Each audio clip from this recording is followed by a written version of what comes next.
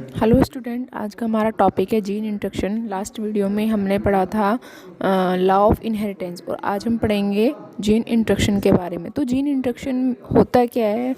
जो जीन होते हैं वो क्या करते हैं, जो हमारी बॉडी में जो हमारे करैक्टर्स होते हैं उनको वो क्या करते हैं, कंट्रोल करते हैं। ठीक है, तो हम उसको क्या बोलते हैं? Gene instruction. ठीक है, तो मेंडल ने क्या किया था? मेंडल ने एक रेशो दिया था 1:1 रिलेशनशिप का। तो उसमें क्या कहा था कि a single character is control by a single gene of factor. उन्होंने क्या कहा था कि एक जीन सिर्फ एक ही कैरेक्टर को कंट्रोल कर सकता है। लेकिन जब बाद में एक्सपेरिमेंट हुए और स्टडी की गई तो ऑब्ज़र्व किया कि एक जीन एक से अधिक जो कैरेक्टर्स होते हैं उनको कंट्रोल कर सकता है। ठीक है, मोर देन वन फैक्टर और gene control a single character. One factor और जीन में भी involve in more than one character. इसका क्या मतलब है कि जो जीन एक से अधिक कैरेक्टर को कंट्रोल करके रखता है उसको बोलते हैं पैलियोट्रोपिक जीन। ये जो थ्योरी थी कि एक जीन बहुत सारे कैरेक्टरों को इफ़ेक्ट करता है या एक जीन बहुत सारे कैरेक्टर को कंट्रोल करके रख सकता है, ये थ्योरी दी थी डब्ल्यू बैटसन ने। और इसे क्या कहा था, इस थ्योरी को क्या नाम दिया गया था? बैटसन फैक्टर हाइपोथेसिस या बैटसन फैक्टर इंटरेक्शन।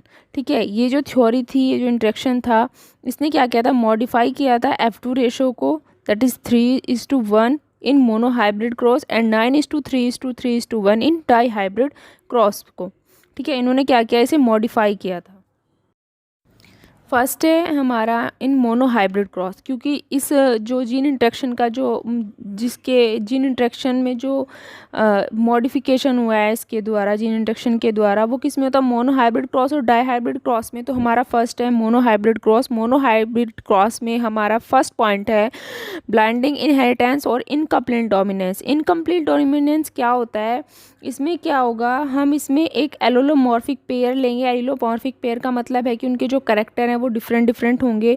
तो हम इसमें एक पेयर लेंगे और हम जब इसमें क्रॉस कराते हैं दो प्लांट्स के बीच में या दो फ्लावर्स के बीच में या दो गैमेट्स के बीच में, हम जब इसमें क्रॉस कराएंगे तो हमने पहले पढ़ा है कि हमें F1 जनरेशन में क्या मिलता था? हमें F1 जनरेशन में एक कंडीशन मिलती थी डोमिनेंट और रिसेसिव वाली। ठीक है, और सेकंड हमें जो F2 जनरेशन होती थी उसमें हमें क्या मिलता था? उसमें हमें मिलता था जो हमें गैमेट्स मिलते थे, या तो वो कैसे होते थे? हाइब्रिड होते थे या होमोजाइगस होते थे। ठीक है, मोनो हाइब्रिड क्रॉस में। तो अब जब हम इसमें पढ़ेंगे तो हमें इसमें क्या मिलेगा? हमें एक इसमें ना तो हमें इसमें हाइब्रिड मिलेंगे, ना हमें सेम इसमें होमोलोगस मिलेंगे। इसमें हमें एक अलग कंडीशन मिलती है, इंटरमीडिएट कंडीशन जिसको हम बोलते हैं। जब हम रेड फ्लावर और वाइट फ्लावर के बीच हम क्रॉस कराएंगे तो ना तो हमें रेड फ्लावर मिलेगा, ना हमें वाइट फ्लावर का हमें न्यू गैमेट मिलेंगे। हमें मिलेगा पिंक कलर का फ्लावर, जो एक इंटरमीडिएट कंडीशन होती है। और इंटरमीडिएट कंडीशन को हम क्या बोलते हैं? Incomplete dominance. ठीक है, इनकम्प्लीट डोमिनेंस की जो सबसे पहले जो इनकम्प्लीट डोमिनेंस को जो सबसे पहले रिपोर्ट किया गया था वो किया था मेराबिल्स जलापा प्लांट्स में। एंड इसको जो स्टडी की थी कार्ल कॉर्नस ने। ठीक है, और ये जो हमारा जब हमने इसका इनकम्प्लीट डोमिनेंस का जो रेशो मिलता है, फिनोटाइपिक रेशो, वो मिलता है 1:2:1। नेक्स्ट पॉइंट है हमारा dihybrid ratio. Dihybrid ratio में हमें 6 तरह के रेशो मिलते हैं: complementary factor, supplementary factor, epistatic factor, inhibitor factor, duplicate factor और पॉलीमेरिक फैक्टर। फर्स्ट पॉइंट है हमारा कॉम्प्लीमेंट्री फैक्टर। इसमें जो हमें रेशो मिलता है वो मिलता है 9:7 का, और ये सबसे पहले ऑब्जर्व किया था 2 वैरायटीज़ में, स्वीट पी की, और ये किया था बैटसन ने। और इसका स्वीट पी का बॉटनिकल नेम है लैथ्यूरस ओड्रेटस। इसमें हम 2 वाइट फ्लावर की वैरायटी लेते हैं और जब हम इसमें 2 वाइट वैरायटी में क्रॉस कराते हैं, दोनों वाइट होती है लेकिन जो हमें प्रोजेनी मिलती है वो रेड या पर्पल मिलती है F1 जनरेशन में। और जब हम उन F1 जनरेशन की सेल्फ क्रॉस कराते हैं तो हमें जो F2 जनरेशन में जो हमें रेशो मिलता है वो मिलता है हमें 9:7 का, 9 पर्पल और 7 वाइट। नेक्स्ट इंट्रैक्शन हमारा सप्लीमेंट्री फैक्टर और इसमें हमें जो रेशो मिलता है वो मिलता है 9:3:4 का। ये जो स्टेज है ये अगेंस्ट होती है कॉम्प्लीमेंट्री फैक्टर के।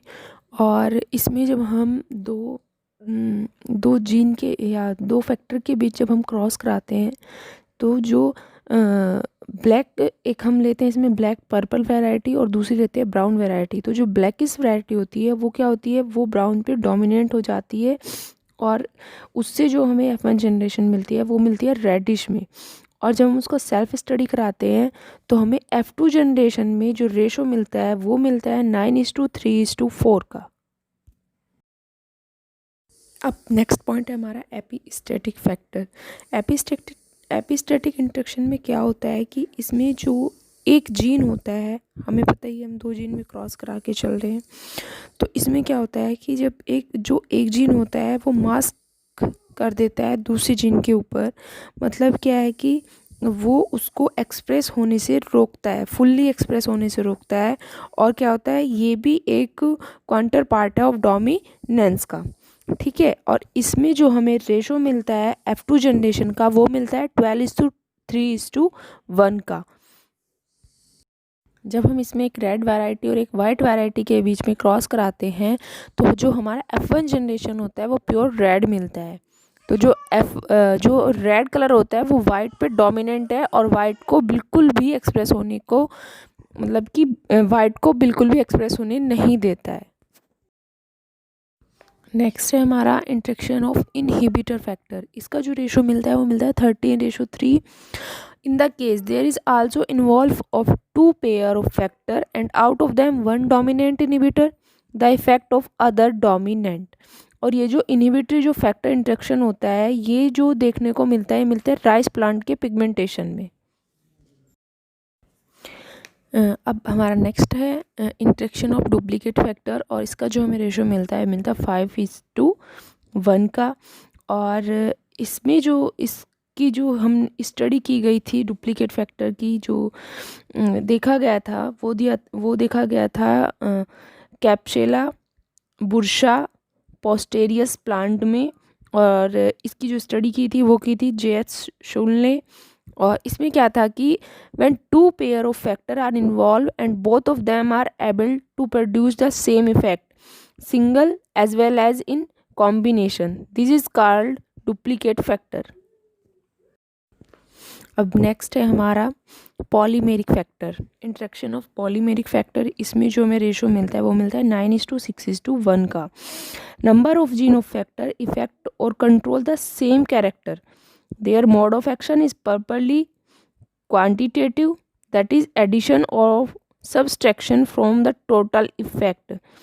Such type of factor are called the polymeric factor.